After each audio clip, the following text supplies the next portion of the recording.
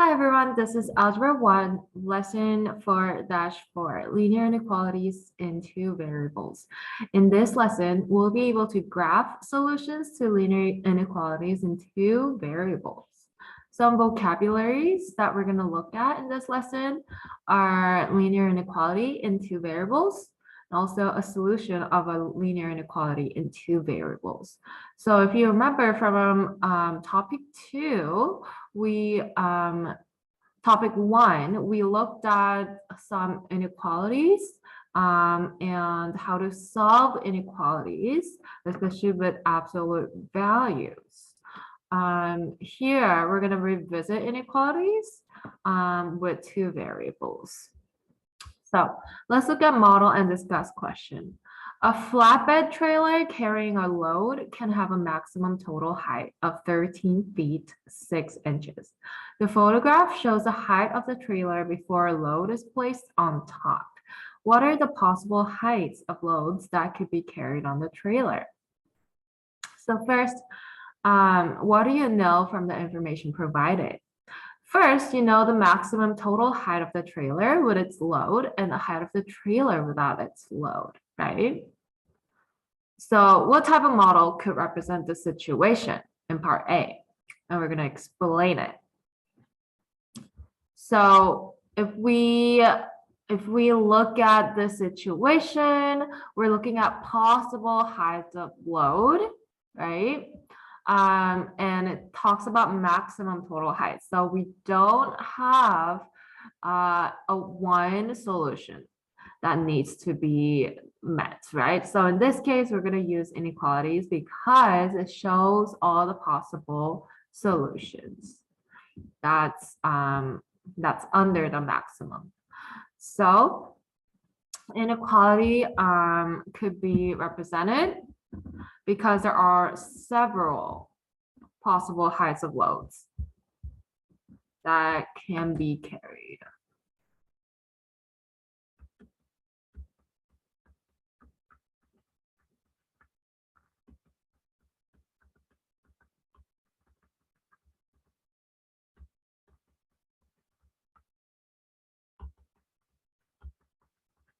Okay. B, will the type of model you chose show all the possible heights of the loads without going over the maximum height? Explain. So what's the type of model? The inequality, right? Does it show all the possible heights of the loads without going over the maximum height? Yes or no? One single inequality shows all the possible heights with no maximum, right?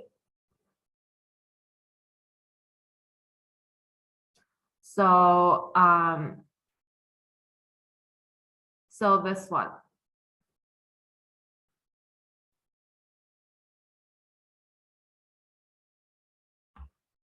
No, the model we chose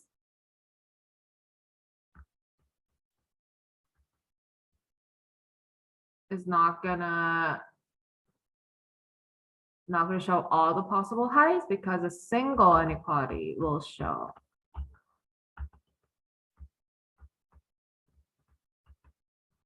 all the possible heights with no maximum.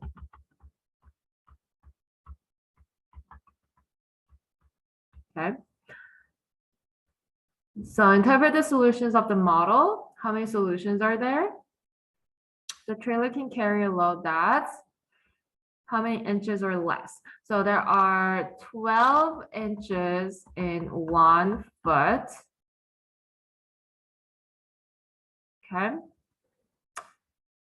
So this example says it's going to be 5 foot, but that is not, that is just one type of solution. It doesn't show all the possible heights of loads, right? But what could be the solutions? There could be so many, infinitely many actually, because you can have decimal points as well, right? So it could carry a load that is 102 inches or less, or infinitely many, right? There are infinitely many solutions because any measurement that's less than or equal to 102 inches will satisfy the inequality. And there are infinitely many numbers between 0 and 102 inches. So how could there be more than one solution to the problem? Because Triad loads are not all one size. There are many possible heights that the load can be as long as it is less than 102 inches. Okay. So one way to show many of the possible solutions for this model is to graph the inequality on the coordinate plane. All right, let's look at our lesson. In this lesson, we're going to think about how the graph of linear inequality in two variables help us identify the solutions of the inequality. So we're going to graph linear inequalities, not on a number line, but in a coordinate plane. Let's look at example 1. Understand an inequality in two variables. So if you have one variable, then you can graph them on a number line. But what if you have two variables? Then you have a linear relationship. Okay, so what's the solution of the inequality y is less than or equal to x minus 1? The inequality y less than or equal to x minus 1 is an example of a linear inequality in two variables. It's just one example, okay? It has the same form as a linear equation, but uses an inequality symbol. The solution of a linear inequality in two variables is all ordered pairs, x, y, that make the inequality true. And you can plot these ordered pairs on a coordinate plane to understand the solution of the inequality. Okay, so if you look at the graph, how do you graph an inequality? You start with a simple step of graphing the linear equation for that. Okay, change your inequality sign with an equation sign, and you're going to graph the line. And if your inequality includes the line, then it means you graph a straight line. And you shade all the y values that are less than your line. So all the points on this line should be the boundary, and your y values that have less points, less values on that point when x is equal to something, your y, so when x is equal to 2, okay? All the y values, your point when x is equal to 2 on the line is 2, 1. All the points that have y values that are less than equal to 1 when x is equal to 2 would be all your solutions at x is equal to 2. So all these y values, all these points have 2, something that's less than 1. Okay, less than or equal to 1. So you're going to shade under your line because all the other points will have y value that is less than your y values on the line. Okay, that's how you know where to shade. Part B, what's the solution of the inequality y greater than x minus 1? Again, you graph the equation y equals x minus 1 first, but note that your inequality symbol is greater than without an equal sign. So you are not going to include the line as a solution. Your line is just a border, and it does not include the line, which means all the points on the line are not solutions. Okay, so you're gonna dot your line so that it says all the points on the line are not included in the solution. And why all the y values greater than all the y values of the y values on the points on the line are gonna be above the line. So you shade all of the area above the dotted line, and all of those are solutions. Okay, you have infinitely many solutions. Let's look at triad number 1. Describe the graph of the solutions of each inequality. Okay, doesn't say you have to graph them. You want to describe the graph of the solution. So how would you graph them, right? When you graph them, where would the solution be, right? So for this one, you graph this line. Do you include the line or not? No, you don't. So y less than negative 3x plus 5 does not include the line negative 3x plus 5. You're going to dot the line. And it's a negative slope. And it starts with 5 as a y-intercept. So it's going to look something like this. And do you shade above or below? Y should be less than your line. So you shade below your line. Never think about left or right because that's talking about x. X goes left and right, but your y is less than your graph means you need to go down from your graph, okay? Your down could be left or right, it doesn't matter, but it has to be down, okay? So how would you describe this? All the points in the region below a dashed line of y equals negative 3x plus 5. Okay. Part B, what about this one? All the solutions are all the points in the region above, because y is greater than, above, and including a solid line of y equals negative 3x plus 5. Okay, that's how you graph inequalities in coordinate plane. Let's look at example 2. Rewrite an inequality to graph it. What if your inequality is not in slope-intercept form? Is a problem, right? Let's look at this problem. The science club sells t-shirts and keychains to raise money. How many t-shirts and keychains could they sell to meet or exceed their goal? Let X represent the number of t-shirts sold and Y represent the number of keychains sold. The total amount of money they make must equal or exceed $500.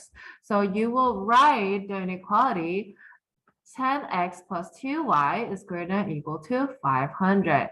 And then you solve the inequality for y so that you can graph them, because this is in standard form. We learned about the forms in topic 2. Remember that? So we're going to solve for the inequality for y so that we have y greater than or equal to negative 5x plus 250. And now we know that's the slope and this is the y-intercept when we graph it, right? We're going to graph y equals negative 5x plus 250 and then shade below or above. Y is greater than, so shade above the line. Do you include the line? Including the line.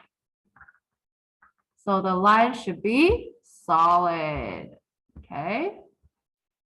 So actually, let's put graph solid line, okay?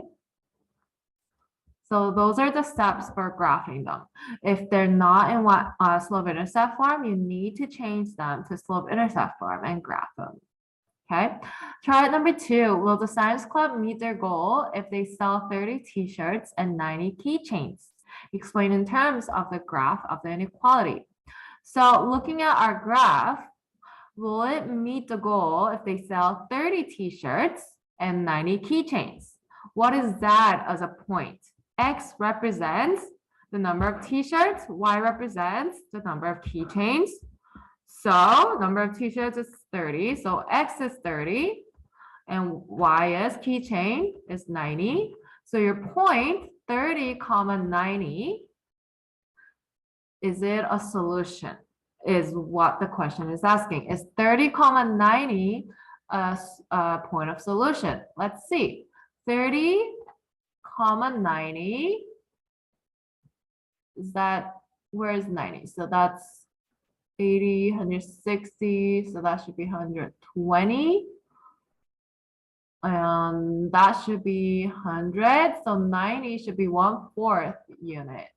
And 30 is right here, right?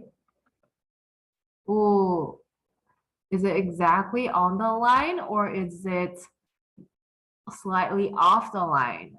It's kind of hard to tell by just looking at it on the graph. But if it is exactly on the line, then it's a solution. If it's not a solution. What is another way to figure it out?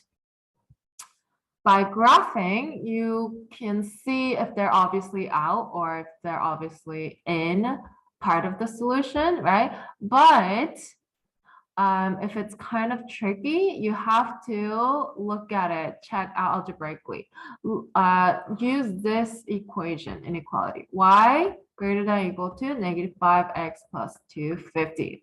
Plug in your x and y values. -5, 30 plus 250.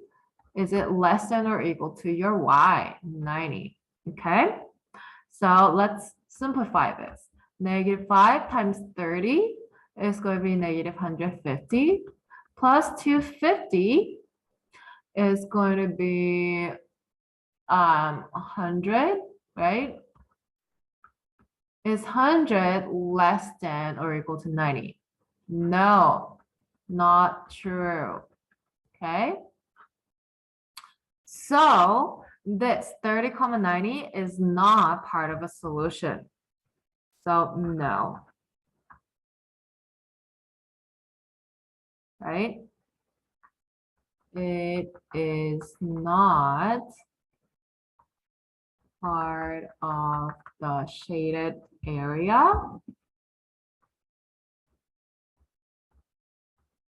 Shaded region or on the line. Okay.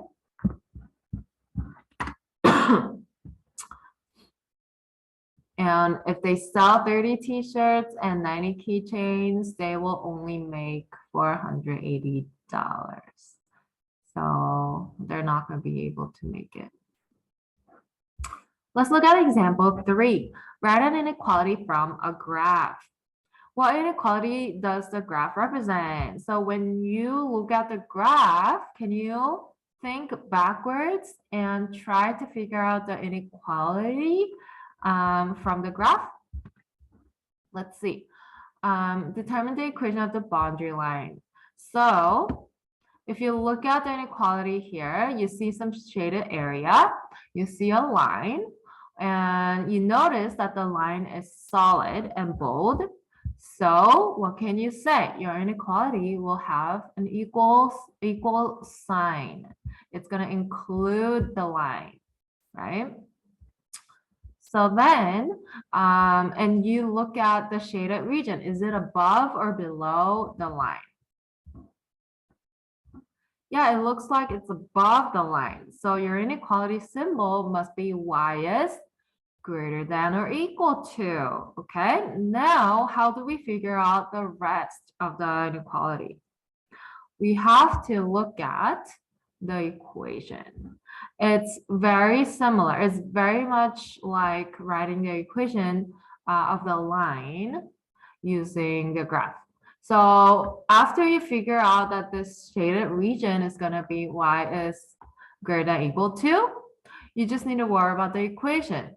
Think about the y-intercept, write the equation of the line. Think about the y-intercept, that is -3. What is your slope? What is your slope? Okay, b is y-intercept, so that's -3. Your slope is rise over run. Okay, so how many you rise over how many you run. And you see all these good points. Every time you go up 1 unit, you go right 1 unit. 1 over 1 is your slope, which is just 1. So what is your equation of the line and slope intercept form? Y equals 1x minus 3, or y is equal to x minus 3. So then you're going to put x minus 3 in your inequality and say, oh, this is y is greater than or equal to x minus 3. Okay, so let's try 3a and b. Come back when you are ready. Okay, so what inequality does each graph represent? You see, part A, you have a dotted line. Part B, you have a solid line. So what do they mean? You're going to have an equal sign for part B, but you do not have an equal sign on part A. And the shaded region is below your line here. And also the shaded region is below your line. Think, is this below or up? This is definitely below your line, right? So think about all these points. Okay, these are all below, right? So then you're gonna have y is less than for part A. For part B, you have y is less than or equal to. Okay, and we need to figure out the equation by looking at the line. This is your y-intercept. Y-intercept is 0. Your slope is, let's look at these 2 points. Okay, go up 1, 1, 2, 3. Go right 1. So +1 over +3. 1 over 3 is your slope. So your equation is y is equal to 1 over 3x plus 0, which is just 1 over 3x. So y is less than 1 over 3x should be your inequality for 3a. Okay, look at part B. What is your equation of the line? Your y-intercept B is 1. What is your slope? Pick a good point. This could be a good point. That could be another good point. Okay, you're going to go down 2. So that's -2 over +1. Okay, slope is -2 over +1, which is just -2. So your equation of the line is y equals -2x plus 1. So your inequality is y is less than or equal to -2x plus 1. Okay. Let's look at example 4. Inequalities in one variable in the coordinate plane. What is the graph of the inequality in the coordinate plane? Part A, x is greater than or equal to 3. So this is a numbered line, right? You have graphed the solution of a one variable inequality on a numbered line. All solution of x greater than or equal to 3 would be all the points greater than or equal to 3. So what does that look like on the plane? You can write x greater than or equal to 3 as x plus 0 times y greater than or equal to 3 as a two variable inequality, right? Because your y is 0. So this is really in standard form, x is greater than 0y, x plus 0y is greater than or equal to 3. Okay, how does that, how do you graph it? Same thing, you graph a solid line of x is equal to 3. Okay, x is equal to 3 is exactly vertical line like this. And then you shade. Do you shade above or below? We're talking about x, so we're gonna talk about right or left. For x, if you shade right, that would be greater than, right? So this is greater. And if you shade left, that would be less values, right? So shade right side. Okay, and then that's gonna be your x is greater than or equal to 3 on the coordinate plane. Okay, so all these points have x values that are greater than or equal to 3. Let's look at part B. What about y less than 2?